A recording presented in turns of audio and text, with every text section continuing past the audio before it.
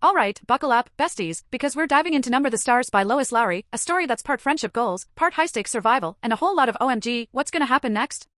It's set in Denmark during World War II, and trust me, things are as tense as a Valorant match in overtime.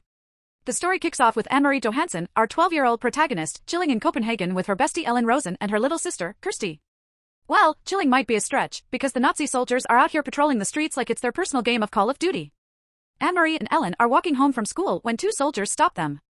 It's a classic big bad guys picking on kids scene, and the soldiers are out here like, why are you running? What's in the bag?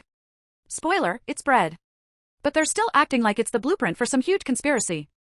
Annemarie is all polite and respectful, but Kirsty? This girl is a certified savage, throwing attitude like a gamer in global chat. She straight up calls the soldier's mustache ugly, and you can practically hear Annemarie's internal screaming. Luckily, they make it out of there, but Annemarie's shook. Like, the what if we didn't get away, kind of shook. Ellen is quieter, but you can tell she's just as scared. The vibe is clear, the Nazis aren't messing around, and life in Copenhagen is far from normal. At home, Annemarie's mom reminds her to stay low-key and not attract attention, which is basically the World War II version of Don't Feed the Trolls. Annemarie's older sister, Lise, died in a car accident a few years ago, and it's clear the family is still grieving. There's this sense of loss hanging over everything, like a dark cloud that never quite goes away. But even with all this heaviness, the Johanssons try to keep things as normal as possible. Meanwhile, Kirsty's out here living her best life, oblivious to the danger. She's mad about having to wear old, ugly shoes because of the wartime shortages and is demanding new ones like she's ordering from Amazon. Annemarie's mom tries to cheer her up by suggesting they dye the shoes black with ink. Kirsty buys it, but Annemarie's sitting there like, can't believe this is my life right now. We also get introduced to Peter Nielsen, Lisa's old fiancé. He's like the cool older guy who pops in with secret news and a little rebellion energy. Peter is working with the Danish resistance, which basically means he's the IRL stealth mode main character, trying to outsmart the Nazis at every turn.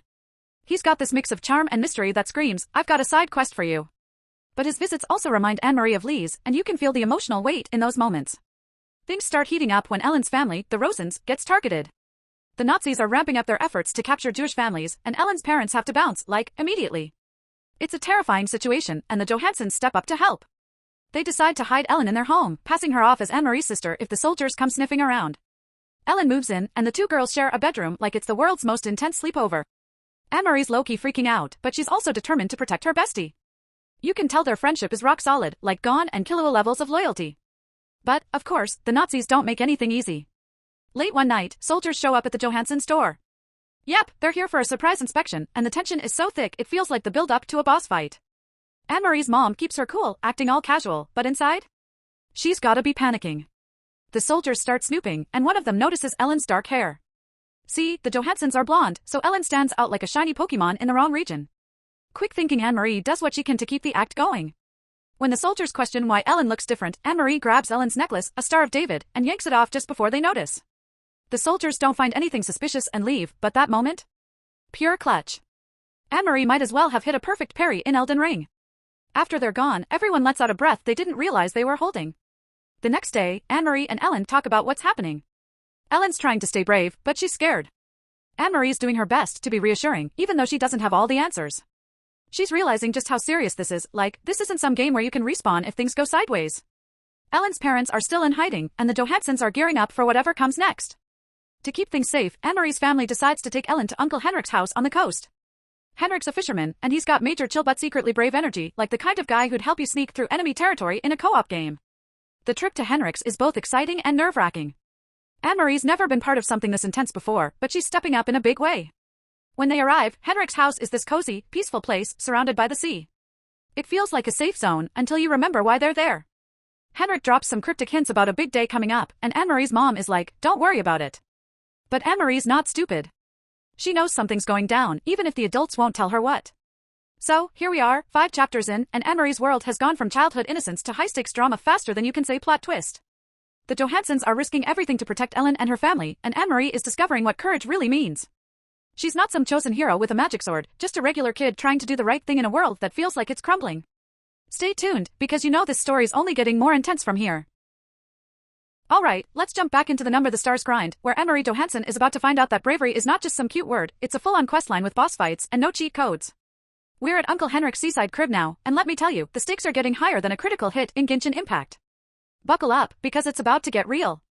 So, Annemarie and her fam are trying to keep things chill while hiding Ellen, but let's be honest, it's hard to act normal when Nazis are out here pulling main villain energy at every turn.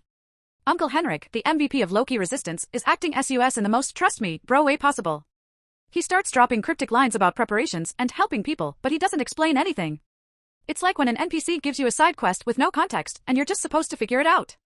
Henrik mentions there's going to be a funeral for Great Aunt Bert, someone Annemarie has literally never heard of. Red flag? Maybe. But Annemarie knows better than to start questioning everything out loud. Henrik and her mom are too calm about it, which only makes it more suspicious. Annemarie pulls her mom aside like, yo, we don't even have a Great Aunt Bert. What's the deal? Her mom hits her with the classic it's better if you don't know line. Annemarie's like, bet. Guess I'll just stay clueless and anxious. The funeral happens the next night, and it's sketchier than a hacked leaderboard. Henrik's living room is suddenly packed with people Annemarie doesn't know, refugees hiding from the Nazis. A casket sits in the middle of the room, which is obviously not what it seems, but the adults keep playing along like it's totally legit. The vibe is tense, and Annemarie can feel the fear buzzing in the air like static electricity. Ellen is trying to blend in, but you can tell she's stressed. She's clutching her Star of David necklace, which is basically a dead giveaway if anyone notices. Then, because the universe loves drama, Nazi soldiers roll up to Henrik's house mid-funeral. Yep, boss fight time. The soldiers barge in, demanding to know what's going on. Annemarie's mom keeps her cool and explains that it's just a regular OL funeral for their totally real relative. The soldiers don't buy it, they're like, open the casket. Annemarie's heart is racing, and she's thinking, this is it. Game over. But her mom? Absolute legend. She's like, oh, you don't want to open that. Great Aunt Bert died of a super contagious disease. The soldiers nope out of there faster than a squad dropping into the wrong zone in Fortnite. After the soldiers leave, the adults get to work. Turns out, the casket is full of coats and blankets for the refugees because Henrik is smuggling them to safety on his boat. The whole Great Aunt Bert thing was just an elaborate bluff.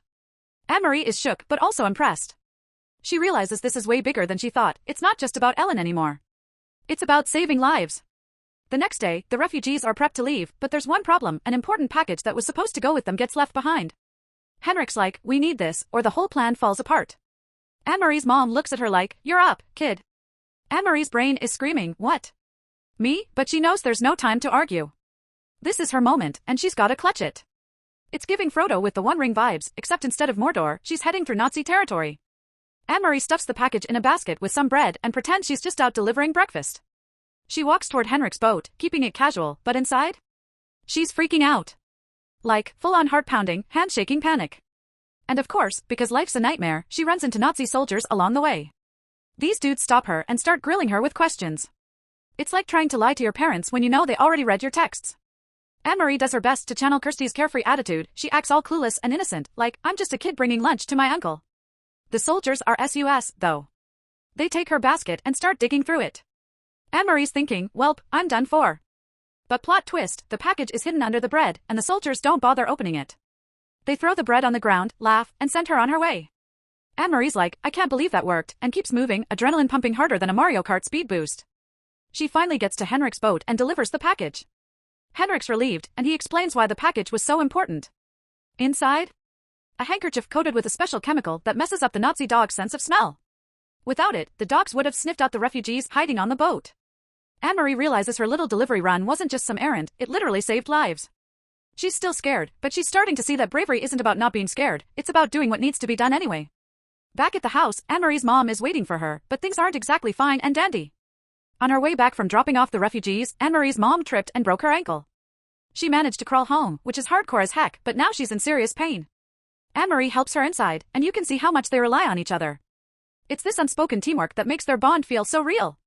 By the end of these chapters, Annemarie's world has changed forever. She's not just a kid anymore, she's part of something bigger, something that requires guts, quick thinking, and a whole lot of heart. The danger is far from over, but Annemarie's proving she's got what it takes to face whatever comes next. And honestly, if I were in her shoes, I'd want her on my squad. Girl's a legend in the making. Alright, fam, we're sprinting to the finale of Number the Stars by Lois Lowry, and let me just say, the tension is chef's kiss. Annemarie Johansson has been through the emotional equivalent of a Dark Souls boss fight, and she's not about to let up now. So, let's dive into chapters 13 through 17, where Annemarie levels up her bravery stat to max and helps pull off a real-life stealth mission worthy of any AAA video game. So, after Annemarie delivers that clutch package to Uncle Henrik, saving the day for the refugees, she heads back home. But things aren't exactly calm, her mom is still nursing a broken ankle from her epic crawl through the woods. Annemarie's trying to hold it together, but let's be real, she's been running on adrenaline and sheer vibes. The weight of everything is hitting her, and she's realizing that being brave doesn't mean you're fearless. It means doing what needs to be done even when you're scared out of your mind.